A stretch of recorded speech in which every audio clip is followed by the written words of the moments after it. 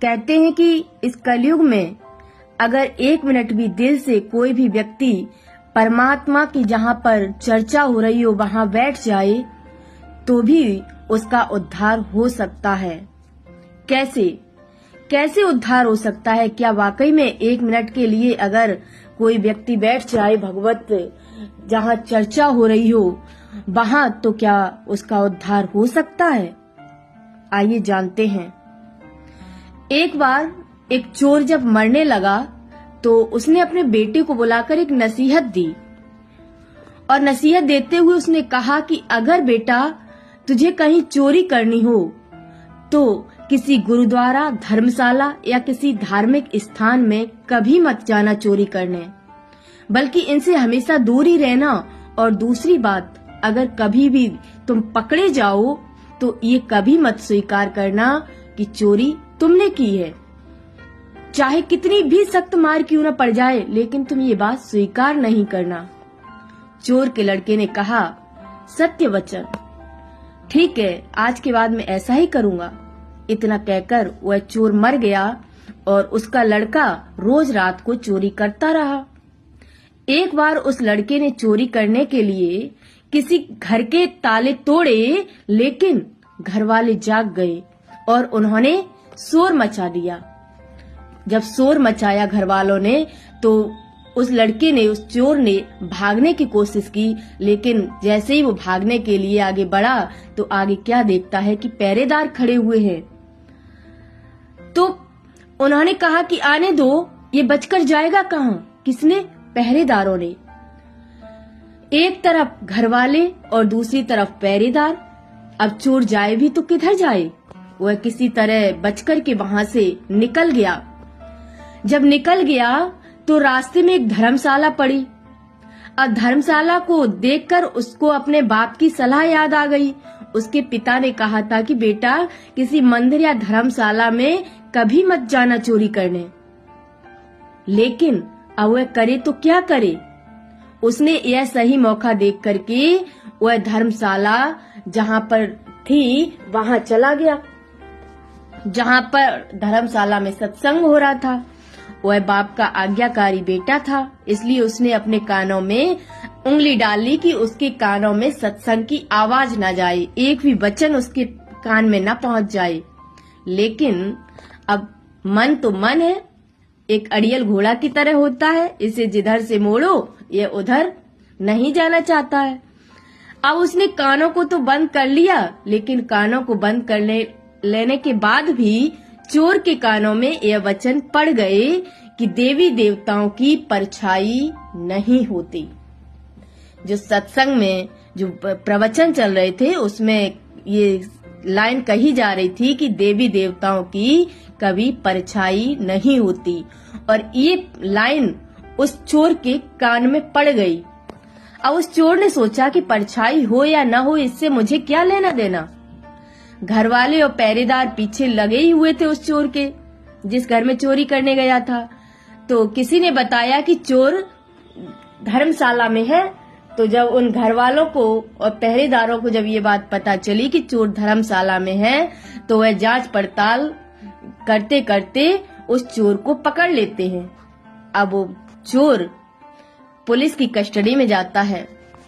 Police ने चोर को बहुत मारा, लेकिन उसने अपना अपराध कबूल नहीं किया, क्योंकि उसे याद था कि उसके पिता ने कहा था उसको कि बेटा कभी भी अपना अपराध तुम स्वीकार मत करना। और उस समय ये नियम था कि जब तक मुजरिम अपराध स्वीकार न कर ले तब तक उसे सजा नहीं दी जा सकती है। तो राजा के सामने उस चोर को पेश किया गया। वहां भी उस पर खूब मार पड़ी, लेकिन चोर ने वहां भी अपना अपराध नहीं माना। वह चोर देवी देवताओं का बहुत बड़ा भक्त था, इसलिए पुलिस ने एक जो ठगनी होती है उसको सहायता के लिए बुलाया, और ठगनी ने पुलिस से कहा कि मैं इसको मना लूंगी। तो कहा कि कैसे? तो उसने कहा मैं देवी का रूप रख करके इसके सामने जाऊंगी, क्योंकि ये देवी की पूजा बहुत करता है। तो ठगनी ने देवी का रूप लिया, 2 नकली बाहें लगाई, चारों हाथों में 4 मसाल जलाई और नकली शेर की सवारी करते हुए वो ठगनी जो थी वो एक देवी के रूप में उस चोर के सामने पहुंचती है। अब पुलिस भी उसके साथ मिली हुई थी, उस ठगनी के साथ, इसलिए जब वो आई तो उसके कहने पर जेल के दरवाजे कड़क कड़क करके खुल गए। जब कोई आदमी किसी मुसीबत में फंस जाता है तो अक्सर अपने इष्ट देव को याद करता है, ये बात कही जाती है। तो चोर भी देवी की याद में बैठा हुआ था, जिस देवी को मानता था। तो चोर जब याद ही कर रहा था अपनी देवी माँ को कि अचानक से दरवाजा खुल गया और अंधेरे कमरे में भी एकदम से रोशनी हो गई, क्योंकि पुलिस मिली हुई थी उस देवी के साथ में। अब देवी ने खास अंदाज में कहा, देख वक्त, तूने मुझे याद किया और मैं आ गई। तूने बड़ा अच्छा किया कि अपना अपराध स्वीकार नहीं किया। अगर तूने चोरी की है तो मुझे सच सच बता दे, मुझसे कुछ भी मत छुपाना, मैं तुम्हें फौरन आजाद करवा दूंगी यहाँ से।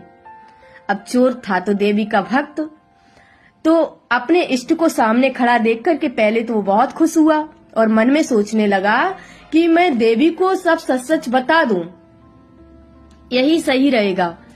लेकिन जैसे ही वह बताने को तैयार होता है वैसे ही उसकी नजर उस देवी की परछाई पर पड़ती है। जैसे ही देवी की परछाई पर उसकी नजर पड़ी वैसे ही उसको फौरन वो सत्संग वाले वचन याद आ गए कि देवी देवताओं की कभी भी परछाई नहीं होती है। और जैसे ही उसे ये बात याद आई तो उसने देखा कि अरे इसकी तो परछाई है, तो वह समझ गया कि यह देवी नहीं बल्कि मेरे साथ कोई धोखा किया गया है। तो जैसे ही वह सच कहने जा रहा था और सच कहते कहते वो रुक गया वहीं और वो बोला कि माँ, मैंने चोरी नहीं की। अगर मैंने चोरी की होती तो क्या आपको पता नहीं होता? जेल के कमरे के बाहर बैठे हुए पहरेदार, चोर, सब उस ठगनी की जो देवी के रूप में वहां पहुंची थी उनकी बातें नोट कर रहे थे, जो ठगनी और उस चोर के बीच की बात को। तो ठगनी को अब तो विश्वास हो गया था कि यह चोर है ही नहीं, क्योंकि अब वो अपनी देवी माँ के सामने ही स्वीकार नहीं कर रहा इस बात को। तो अगले दिन उन्होंने राजा से कह दिया कि यह चोर नहीं है। राजा ने उसको आजाद कर दिया। जब चोर आजाद हो गया तो उसने सोचा कि सत्संग, और जिस सत्संग का एक वचन जिसको सुनकर के आज मैं जेल से छूट गया हूँ, अगर मैं अपनी सारी जिंदगी सत्संग सुनने में लगाऊं तो मेरा तो जीवन ही बदल जाएगा। अब वो अपने मन में दृढ़ संकल्प करता है कि आज के बाद उसका जो भी जीवन बचा हुआ है वो पूरा जीवन प्रतिदिन सत्संग करने में लगाएगा और आज से चोरी का धंधा छोड़ देगा। और उसने उस दिन के बाद एक महात्मा का भेष रखा, चोरी का धंधा छोड़कर के निरंतर सत्संग से जुड़ गया। तो इस पूरी कहानी से हमें ये सीख मिलती है कि कलयुग में भी जो कहते हैं कि अगर भगवान की चर्चा में हम 2 मिनट भी मन से बैठ जाते हैं, बिना मन के भी बैठ जाते हैं, तब भी हमारा उद्धार हो जाएगा। तो कलयुग में सत्संग ही सबसे बड़ा तीर्थ है, यही बात स्पष्ट होती है। तो आप अपना समय सोचिए कितना व्यर्थ में गवा देते हैं, कितना यूं ही व्यर्थ की बातों में गवा देते हैं। अपने समय को, अपने संकल्पों को, अपनी सांस को, अपने जीवन को मूल्यवान बनाइए। अपना जीवन एक बेहतर जीवन बनाइए और जो भी जीवन है उसमें से कुछ समय अपने लिए भी निकालिए और परमात्मा का ध्यान कीजिए। कुछ समय अच्छी बातों में जहाँ सत्संग होता हो वहाँ बैठिए। और इन सब की बहुत जरूरत है, आवश्यकता है हमारे जीवन में। तो उम्मीद है आप आज इस हमारी वीडियो से बहुत कुछ सीखेंगे और अपने समय को, अपनी सांसों को व्यर्थ नहीं गवाएंगे। धन्यवाद।